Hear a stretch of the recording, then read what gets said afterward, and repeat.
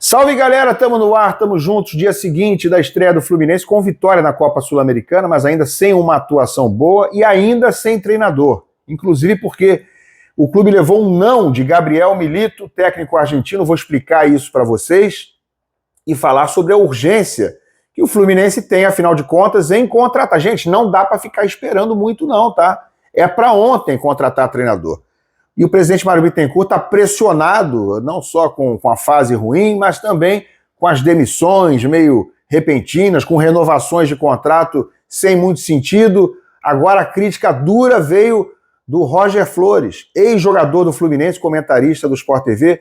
Vou mostrar tudo isso para você e comentar a partir de agora. Vem!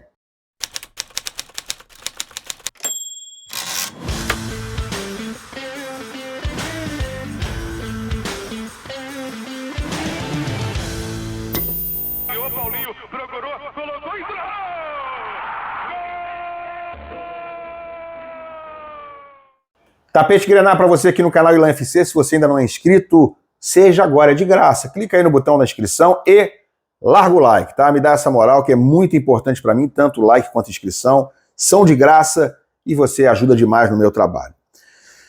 Pois é, gente, vitória 1-0 na altitude contra o Once Caldas, em Manizales, na Colômbia. O resultado foi bom, resultado excelente em termos de classificação. O Fluminense larga com uma vitória fora de casa, ao contrário do Cruzeiro, que perdeu na estreia, ao contrário do Atlético Mineiro, que empatou na sua estreia. Então, assim, do resultado não tenho o que reclamar. A não ser que poderia ter sido um pouco mais. O Fluminense perdeu muitos gols feitos no fim da partida, evidenciando flagrantemente a dificuldade que esse time tem de marcar gols, né? É muito evidente que o Serna, por exemplo, tem uma dificuldade imensa como finalizador. O Everaldo entrou também ali, não foi bem numa jogada que teve de arrancada, de contra-ataque, ele tinha clara possibilidade de gol. Enfim, o Fluminense continua com problemas ofensivos, mas está sem treinador, né? O Marcão é um treinador interino e, por enquanto, pelo menos hoje, quarta-feira, vai continuar sendo, porque Gabriel Milito, técnico argentino que havia sido convidado pelo Fluminense, informação de ontem do jornalista Vitor Lessa, Gabriel Milito disse não, recusou. Olha aqui na informação, na notícia do César Luiz Merlot, que botou no Twitter dizendo que o Milito recusou o Fluminense e, por enquanto, nada feito, vai continuar sem trabalhar. O Milito, que no ano passado dirigiu o Atlético Mineiro, todo mundo lembra, o Atlético que foi finalista da Copa Libertadores e da Copa do Brasil, são dois feitos do Milito, podemos chamar assim, mas, ao mesmo tempo, paralelamente a isso, perdeu de forma muito contundente ambas as competições, para o Flamengo na Copa do Brasil e para o Botafogo, com um jogador a mais no jogo inteiro na final da Libertadores. Ficou meio mal parado, ficou com a imagem meio arranhada o Milito no fim do ano. Eu não achava uma opção ruim o Milito, mas longe de ser a melhor. De toda forma, né, acho que o destino ajudou e não será ele porque ele não aceitou. Mas galera, tem que arrumar outro. Precisa contratar logo. O Mano Menezes foi demitido, gente, na virada de sábado para domingo, 00:30 de sábado para domingo, ele foi demitido. Então o Fluminense já teve domingo inteiro, segunda-feira inteira, terça-feira inteira e estamos aqui no meio da quarta-feira enquanto eu estou gravando isso aqui. Tem plano B, tem plano C, tem plano D? Tem que ter. Tem que ter. Quando é que o Fluminense vai contratar? Semana que vem? Vai perder mais uma semana? Vai esperar o quê? De repente não ganhar do Bragantino no domingo em casa no Maracanã? Vai contratar quando? Ok, o Milito disse não, mas já estão tratando de outro? Será que teremos um anúncio ainda hoje ou amanhã no máximo? Eu acho que é isso. Eu acho que a urgência do Fluminense pede um anúncio de treinador para no máximo amanhã, quinta-feira. Aí o cara aparece já para treinar o time sexta ou mesmo amanhã durante o dia, né, na quinta, já dá o treino da tarde, quinta, sexta, sábado e tem jogo domingo. Aceitável. Agora, não dá para ficar nessa cadência, nesse jogo. Esse jogo ele toca para o lado, toca para cá, toca para trás. Parece o time, né? Esse time que tem jogado no Fluminense em campo e com aquele resquício, com aquela herança do Fernando Diniz. Não é dinizismo isso aqui, não. Toca, eu recebo, corro. Não. Tem que ser jogo vertical, tá? Tem que ser jogo em profundidade. Tem que chegar na frente lá com 2 toques, contratar alguém e anunciar. É qualquer um? Não. Já estamos atrás aí de treinador há mais de 72 horas.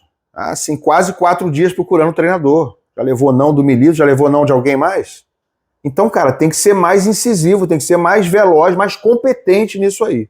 Aliás, competência não tem sido a marca do Mário na condução dessas situações envolvendo treinadores, né? Vou fazer uma retrospectiva rápida em relação a 2024, ou de lá para cá. Primeiro, demorou demais para demitir o Diniz. Não só demorou demais, como a gente sabe que ele tinha renovado o contrato do Diniz, assim, semanas antes, estendido o contrato, e aí logo depois mudou de ideia. Em relação ao Mano Menezes, renovou, muita gente não queria em dezembro. E aí, 2, 3 meses depois, acabou a convicção? Olha só o que disse o Roger Flores, ex-jogador do Fluminense, atualmente comentarista dos canais Globo. Dá uma olhada. Mário Bittencourt tá rasgando o dinheiro do Fluminense. Porque maio de 2024, o Diniz pressionadíssimo, torcedor pedindo a cabeça do Diniz, ele chama uma reunião e diz que renovou o contrato do Diniz, mas o contrato de Diniz terminava no final de 25, com a renovação no meio de 24, em maio de 24. Não deu um mês, ele demitiu o Diniz, com uma multa rescisória. Termina o Campeonato Brasileiro esse ano, Mano cumpriu o papel dele, o Fluminense não foi rebaixado, terminou o contrato do Mano. O torcedor do Fluminense queria troca. O Fluminense, por mais que tenha se livrado, era um time com muita pressão, e o Mano muito pressionado também. Nenhum torcedor queria mais o Mano. Mário vai lá e renova o contrato do Mano para 2 meses depois mandar o Mano embora. Isso é rasgar dinheiro, né? Você tá tirando esse dinheiro de uma montagem de elenco, de um projeto mais firme, mais sustentável. Alguém tinha dúvida que o Mano ia ficar o ano inteiro no Fluminense? Alguém tinha dúvida? E aí, tá errado, Roger? Você pode no máximo apontar um exagero. O Roger falou que nenhum torcedor do Fluminense queria que o Mano Menezes continuasse no fim do ano passado. Eu acho que aí vai um exagero. Eu acho que uma parte da torcida até aceitava e achava que ele merecia a renovação por ter conquistado o objetivo de não cair para a segunda divisão. Nenhum é exagero. Mas você dizer que a grande maioria apontava para um desejo de troca de treinador, eu fui um que disse aqui, olha, não acho um absurdo a renovação, porque ele não é um dos piores técnicos brasileiros, mas eu trocaria de treinador. Eu mudaria essa rota, esse rumo, porque o Fluminense, embora tenha conseguido se salvar, o Fluminense não mostrou um bom futebol, e acho que para o ano que vem, para 2025, a ambição é outra, os objetivos são outros, não é não cair. A ambição em 2025 é conquistar títulos. E eu não via o Mano preparado ou como o cara ideal para ser esse treinador. Mas enfim, como eu, muita gente pensava, ou seja, o ideal era trocar de treinador. O Mário pensou diferente. O Mário geralmente pensa diferente da maioria da torcida do Fluminense. É muito comum, parece até de propósito. Então o que o Roger está dizendo é exatamente isso.